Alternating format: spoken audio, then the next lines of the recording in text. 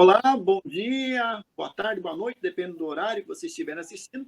Eu tenho uma honra de estar aqui com a doutora Maria da Glória, que vai falar um pouquinho sobre a Constituição do Instituto Federal, que completa agora 15 anos. Professora Maria da Glória, parabéns aí pelo seu trabalho acadêmico, seu mestrado, seu doutorado voltado aí para esclarecer a rede. E gostaria que você se apresentasse, dissesse como é que você começou na instituição, né? E depois Uhum. aí sobre como foi que recebesse a notícia da ideia original, né, dos institutos federais. Uhum. Então, bom dia, boa tarde, boa noite a quem está nos assistindo. Agradeço imensamente a oportunidade de falar um pouquinho sobre essa história tão bonita, tão rica dos institutos federais, que começaram lá com as escolas de aprendizes e artífices. Eu vivenciei um pouquinho da institucionalidade da escola técnica, do Cefet, e posteriormente os institutos, né? Então é sempre muito bom conversar sobre essa experiência fantástica que nós tivemos e a ousadia, né, de vários gestores que vislumbraram assim uma oportunidade muito interessante para o nosso país. E eu fico realmente muito feliz de ter feito parte desse momento, né, da nossa história. E aí eu comecei, vou já contar um pouquinho, né? Comecei na escola técnica como aluna, fiz o curso de técnico de mineração. Na época eram só 2 cursos a escola, hoje ela já multiplicou aí a sua atuação tanto na área minero-metalúrgica aqui em Ouro Preto, quanto nas áreas de serviços, né, administração, a área de informática que veio com muita força também, é uma área muito próspera ainda, né, e a gente tem que aproveitar essas janelas de oportunidade também, conectado sempre com arranjo produtivo. Posteriormente, fiz o curso de Engenharia Civil na Universidade Federal de Ouro Preto e fiquei 1 ano atuando como engenheira e apareceu o concurso, né? Um dos primeiros concursos públicos para as escolas técnicas, que o processo não era tão aberto, era quase uma escolha pessoal do diretor, né? E aí a gente teve essa oportunidade do concurso público. Eu entrei para a área de desenho técnico e na área de mineração, e depois atuei também no curso de edificações. Aí a escola já tinha o curso de edificações também. Isso em 1989, como escola técnica. Em 2002, houve o processo de cefetização. Esse processo também foi um processo bastante debatido na instituição, havia muitas resistências, e é interessante a gente pontuar como que o novo assusta, né? Muita gente ficava questionando se o Cefet teria menos recursos, mais vagas ou menos vagas, e essa preocupação e esse anseio e mesmo esse medo fizeram com que o processo enfrentasse muitas resistências, né? Eu me lembro que havia necessidade da implantação de um curso superior para que nós tivéssemos, né, a condição de nos tornar Cefet, e isso foi bastante complexo, porque havia uma exigência da formação dos professores, e nós atravessamos um período em que era quase impossível um professor ascender ao mestrado, ao doutorado, tendo em vista a carga horária, tendo em vista a dificuldade mesmo do processo de afastamento de um professor, né? E isso dificultou bastante. Mas com o empenho, com o esforço dos nossos dirigentes, nós tivemos um esforço grande de capacitação também. Em 1999 para 2000, nesse período aí, a Universidade Federal de Ouro Preto elaborou um convênio com a Universidade de Cuba e o Instituto Politécnico lá.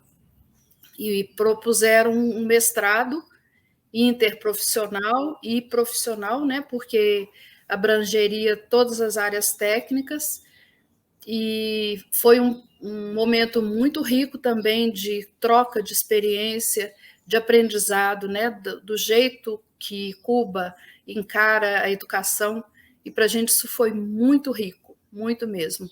Tivemos muita dificuldade na revalidação, havia também um certo preconceito da academia no Brasil em relação a cursos provenientes de Cuba.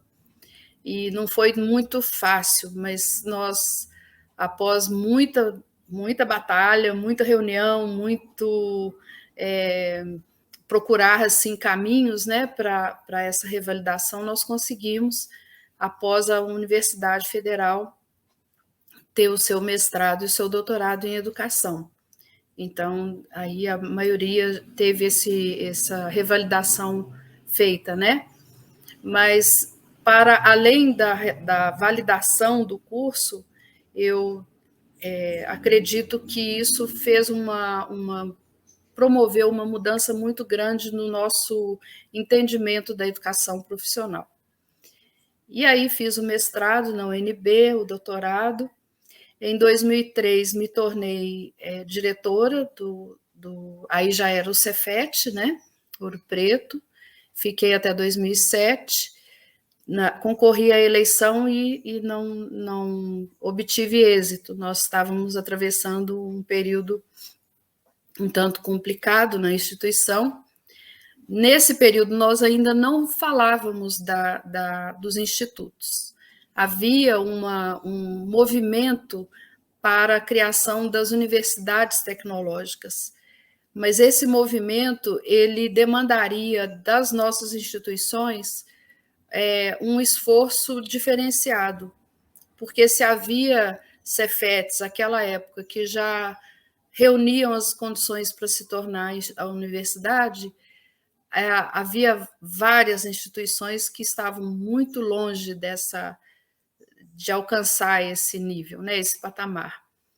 E aí havia tanto um movimento a favor, quanto também as resistências. E a preocupação também legítima de alguns colegas de que essa transformação nos descaracterizasse como uma institucionalidade voltada para o ensino técnico de nível médio, que também se fazia necessário e se faz necessário num país em desenvolvimento e que tem também os seus nichos aí de oferta de trabalho, né? Com uma proposta também que sempre permeou as nossas discussões, que era essa vinculação com o mundo do trabalho. Não apenas fazer o técnico, como a gente falava, né, o apertador de parafusos, mas uma formação que permitisse uma inserção mais cidadã dos nossos egressos. E aí, depois dessa experiência, eu fui convidada pelo professor Eliezer Pacheco e o Fernando Haddad, que era o ministro à época, para assumir a Escola Técnica Federal de Palmas. E tive alguns dias para pensar e aceitei esse desafio de me transferir de Ouro Preto, uma cidade fria, montanhosa, conservadora, para uma cidade muito quente, uma topografia totalmente diferente, né? E sem conhecer as pessoas. Então eu fui assim às cegas para Palmas e me mudei lá com minha família. E foi uma experiência também riquíssima, porque aí sim nós já vislumbrávamos a criação dos institutos. Já havia uma discussão em torno de uma expansão da rede e essa expansão deveria ser acompanhada de uma estrutura administrativa que não sobrecarregasse o MEC, porque se estava criando um volume grande de novas instituições, era preciso de reorganizar como administrar, né, esse volume de novas unidades. E aí eu me recordo de, em uma das reuniões, se cogitar a possibilidade da criação de uma reitoria, que seria o elemento de conexão entre o MEC, né, a CETEC na época, né, e hoje também, entre a CETEC e as instituições. E aí havia um receio muito grande dessa nova figura para nós, né, como Cefetes, como escolas técnicas, agrotécnicas e as vinculadas. Então, houve realmente necessidade de muito convencimento, de muita estudo, e também porque nós estávamos entrando numa seara que não tinha nada parecido, né? Então, foi muito pautado pela experiência das pessoas que já lá estavam, e cada contribuição foi importante nesse momento. E aí, no meu caso, que estava lá no Tocantins, nós tivemos algumas audiências públicas para definição de novos campi, para a criação, né, de novos campi, e também para amalgamar essa junção de uma escola técnica na capital com a agrotécnica de Araguatins, que já existia, já tinha sua história, e a UNED de Paraíso, e a perspectiva de criação de outros campi. Então, foi também um desafio muito grande, devido às distâncias que nós tínhamos, né? Mais de 600 quilômetros de Araguatins, de Araguaína, que também passou a fazer parte, e o entendimento da população também, porque as pessoas não entendiam muito o que viria. E foi muito bom também assim, esse momento das audiências públicas, para nós conhecermos melhor os nossos arranjos produtivos, as demandas, né? E os locais também, porque havia uma pressão política, e a gente podia perceber isso, né? Das cidades se interessarem e outras não. Então, foi muito livre, muito democrático até, se a gente pensar que as instituições poderiam, inclusive, não fazer parte dos institutos, como de fato aconteceu posteriormente do Cefet Rio e Minas não integrarem a rede, né?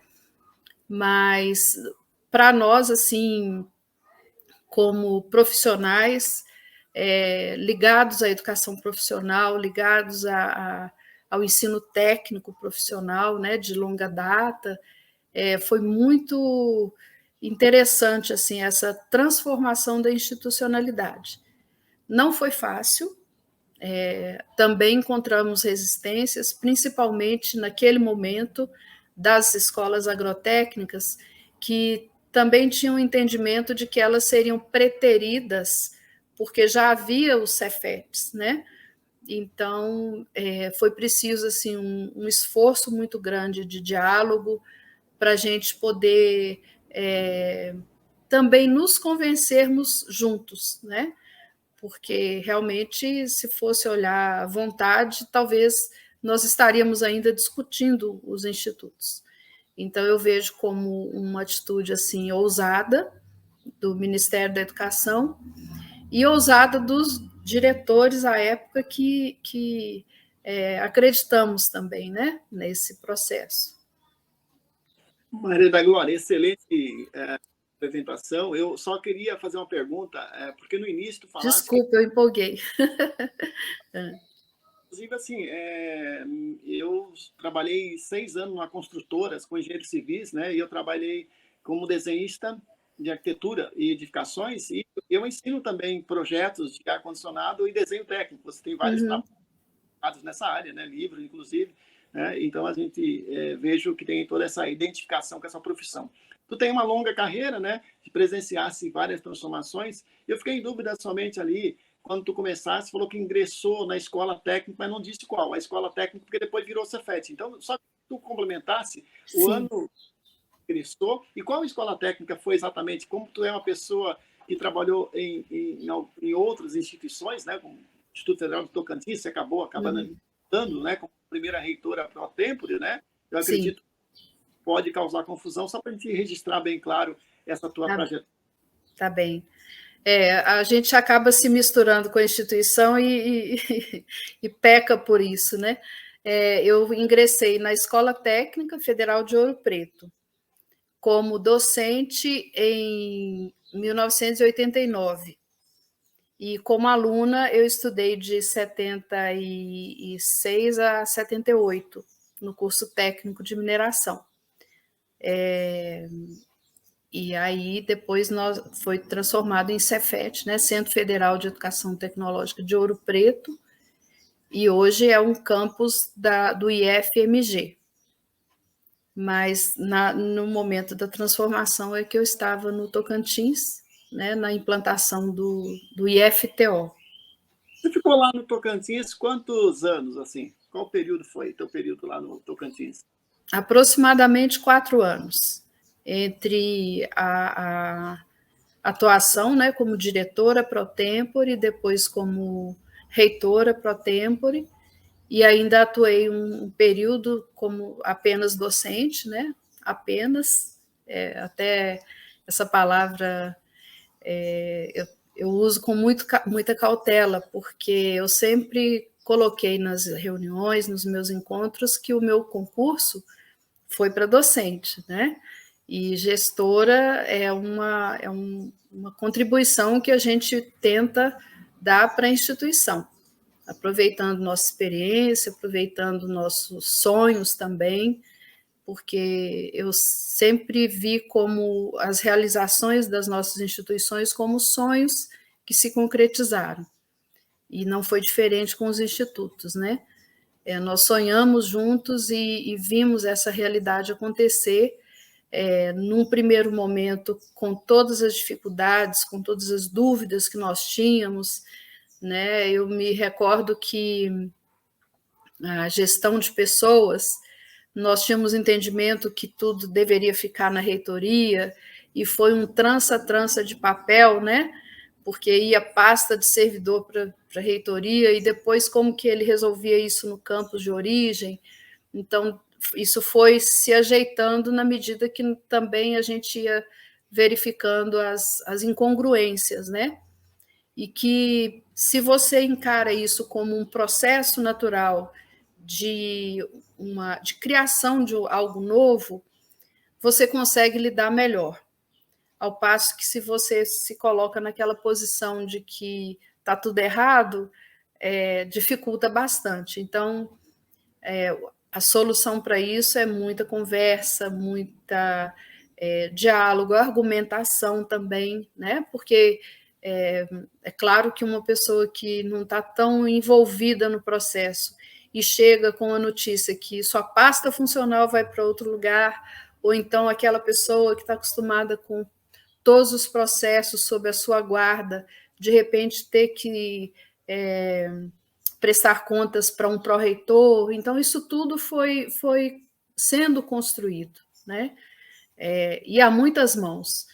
E aí eu também quero colocar assim, o mérito dessa conquista no CONIF, que nós criamos também um novo arranjo, né, para os dirigentes, para que a gente pudesse ter ali um nosso fórum de decisões. Então, havia momentos que nós tínhamos que argumentar com o MEC, e isso só foi possível por conta da união mesmo dos reitores pro tempore à época, que nos unimos no sentido de fortalecer essa nova institucionalidade e também de propor algumas alterações que nós víamos na prática que não eram passíveis, né, de acontecer.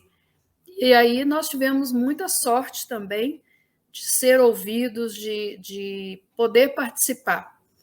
Eu me lembro também, como professora de desenho, fui convidada a participar da escolha da logomarca dos institutos, que também foi uma proposta assim, interessantíssima, se nós pensarmos que há uma identidade visual de norte a sul do país. Isso nunca foi pensado, né, para uma instituição. E também foi muito interessante, muito legal e é muito simbólico da gente ter essa marca de norte a sul. Muito legal mesmo.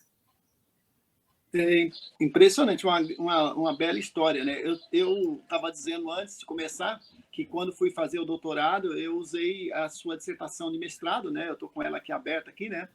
O Instituto de Educação, Ciência e Tecnologia como nova institucionalidade na educação profissional e tecnológica. Uma análise na perspectiva de rede pública, rede de política pública. Foi em 2013 e logo na sequência você já emendou com a tese, né? Foi.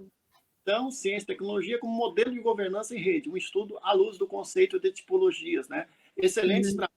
Evidentemente, eu defendi a tese em 2017, mas a tua dissertação foi muito útil. Eu gostaria que você falasse um pouquinho como foi você, que é uma apaixonada aí pela educação profissional, que foi aluna da escola técnica, fez edificações, provavelmente, é isso? Não, na minha época só tinha mineração e metalurgia, né?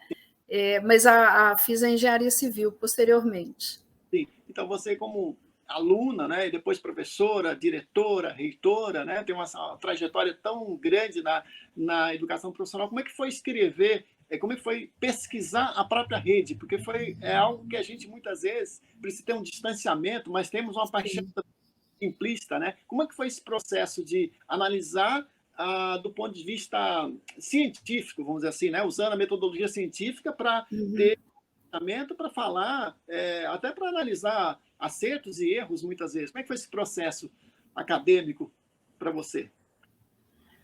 Foi quando eu pensei nessa possibilidade de pesquisar, né, os institutos federais.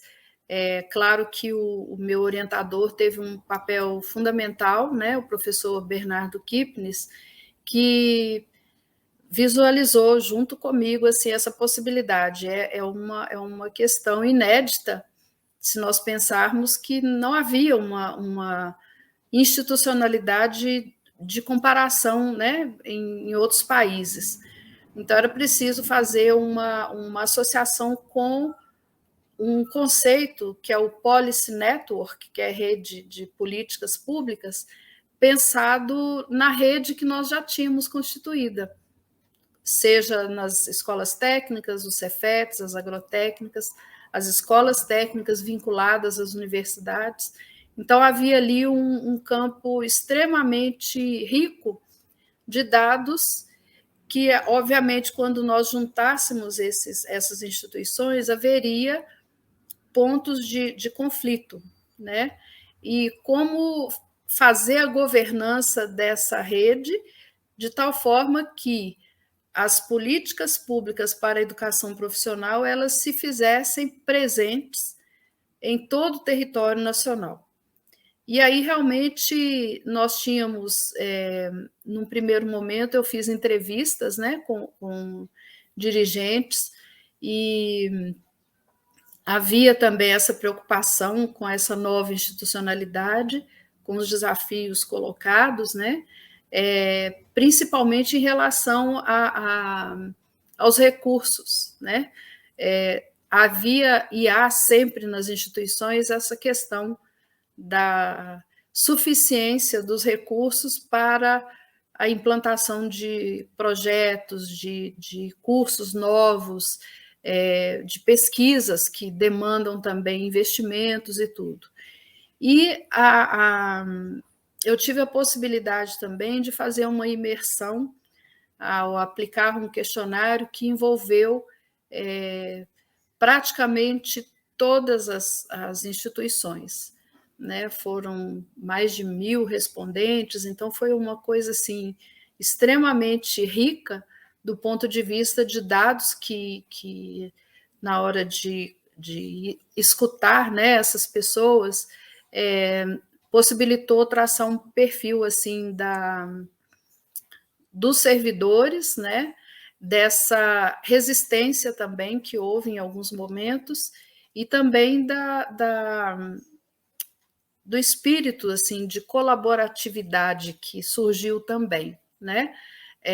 E isso era uma questão muito presente na discussão dos institutos, dessa possibilidade do trabalho intercamp, não apenas entre digamos assim, no Instituto Federal do Tocantins, fechado entre as suas instituições, mas principalmente o intercâmbio entre os diversos institutos.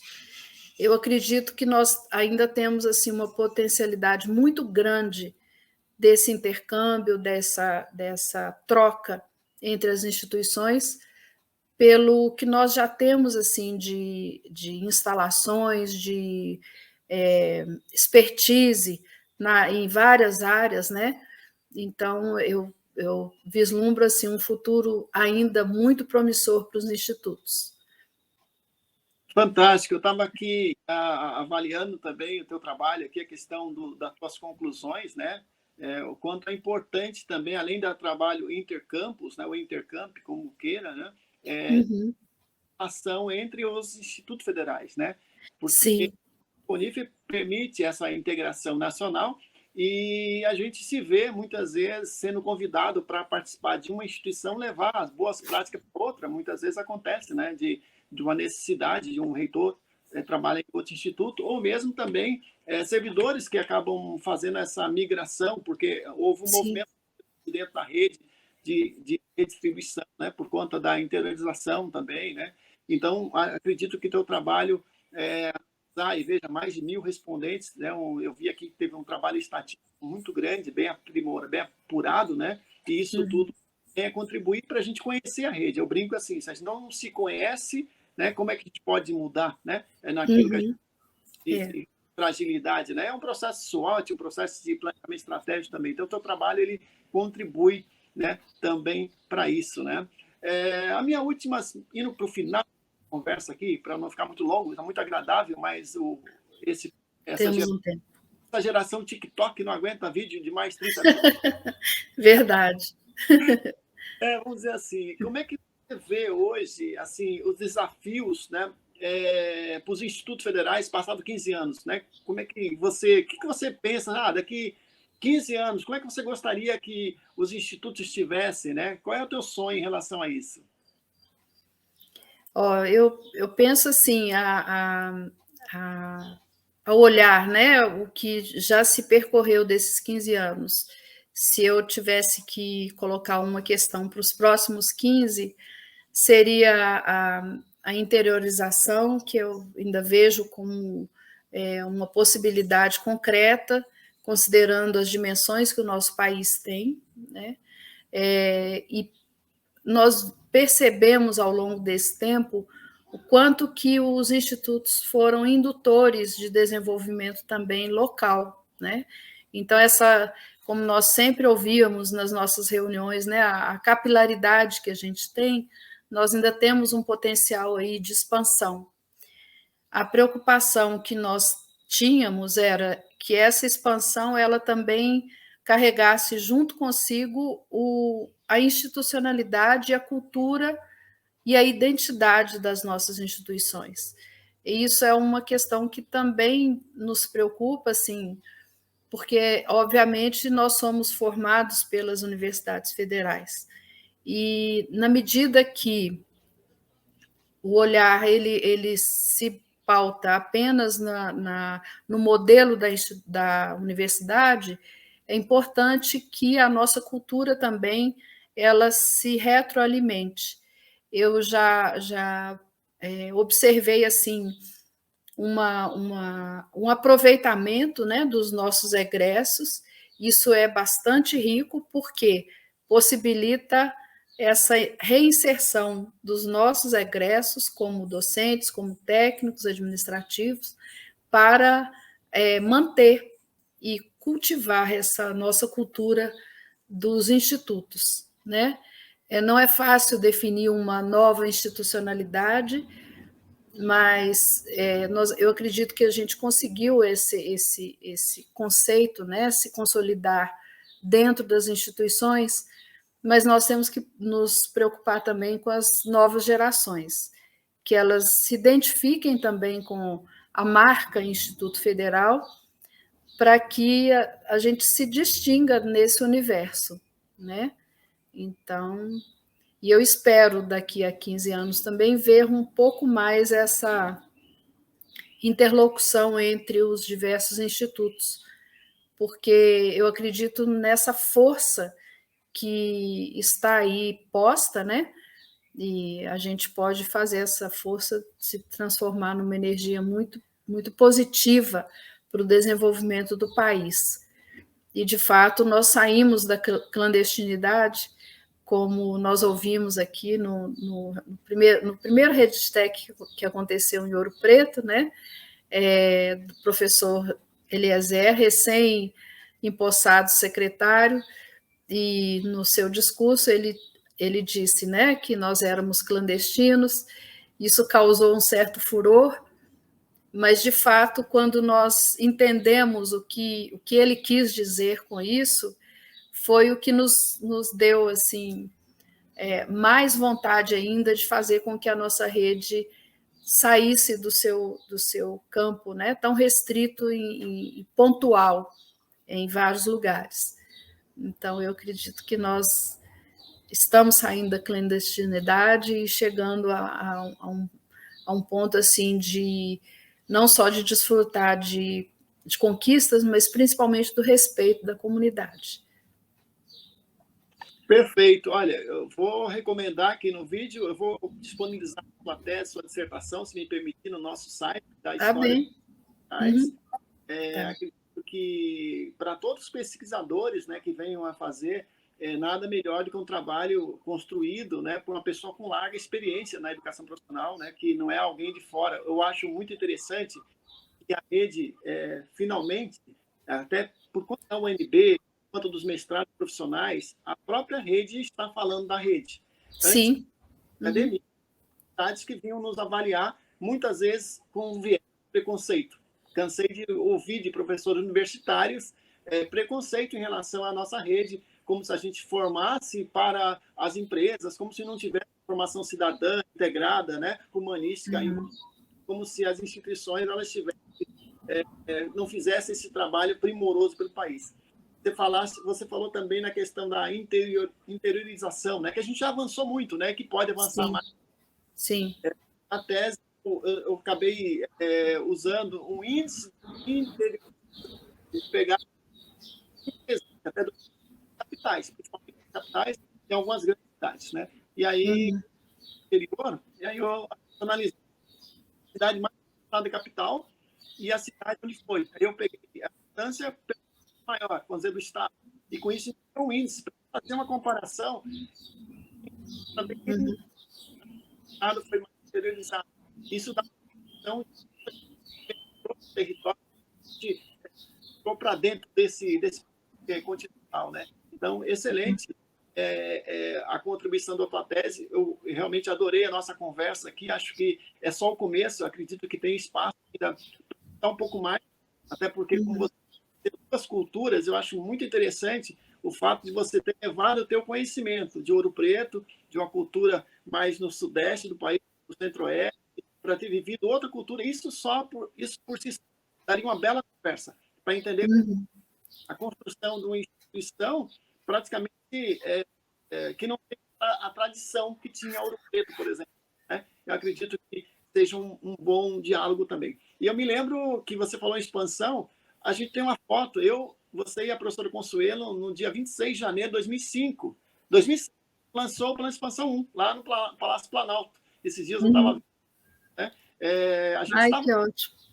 Isso, falar nesse início da expansão, né, e pegasse todo esse processo também, isso é incrível, né, porque a expansão, né, a mudança de carreira e a criação, você gosta de dizer que é criação dos institutos e não transformação, né, Sim. porque isso é interessante, muita gente não consegue entender a diferença, né? E todos criados num único ato, enquanto a transformação aconteceu ao longo de décadas, né? Começou com alguns Cefetes, algumas escolas técnicas, e depois outras ficaram para trás, como Santa Catarina, ficou vários anos para trás, até esperando, né, a cefetização, a luta grande, vocês também tiveram aí em Minas um caminho próprio. Duas considerações finais para os nossos colegas que estão assistindo e agradecendo já antecipadamente aí a seu belo depoimento que está aí no site, né? E tem, obviamente, tem o depoimento escrito no livro dos 15 anos do Instituto, né? A história contada por quem fez, que será lançada aí no RedTech 2023, né? Em Natal.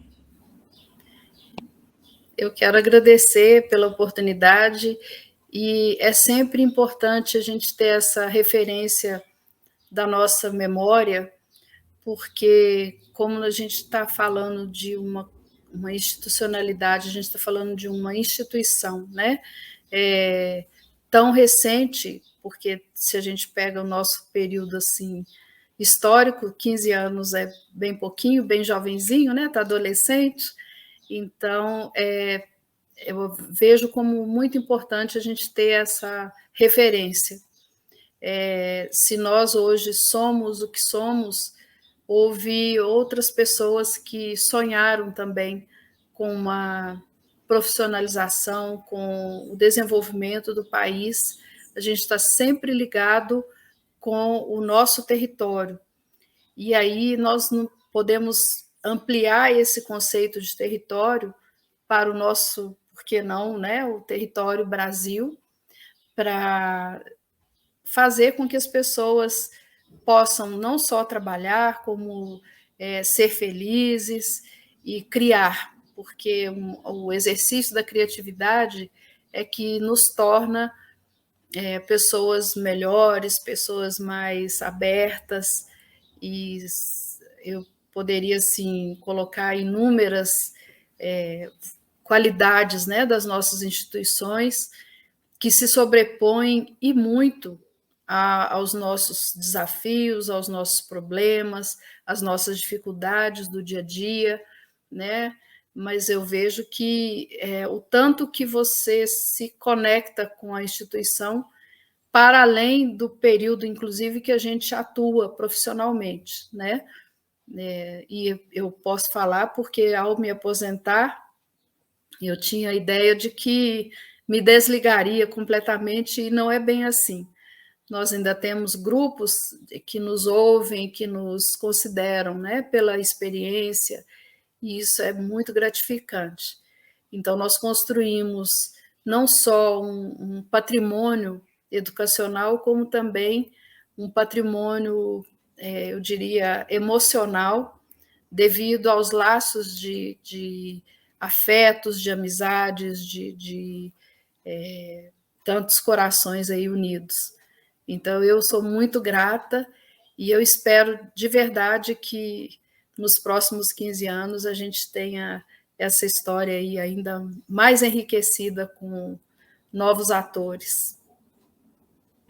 Muito obrigado, parabéns pelo seu depoimento, achei incrível essa conversa, fique aí com muita saúde, muita luz aí, parabéns pela sua trajetória, né, de aluna, né, professora, diretora, pesquisadora, né, ou seja, toda uma trajetória incrível aí na educação profissional e que deixou aí esse grande legado que está compartilhando com a nova geração, porque eu acho que esse é o papel, né? Para a nova geração, exatamente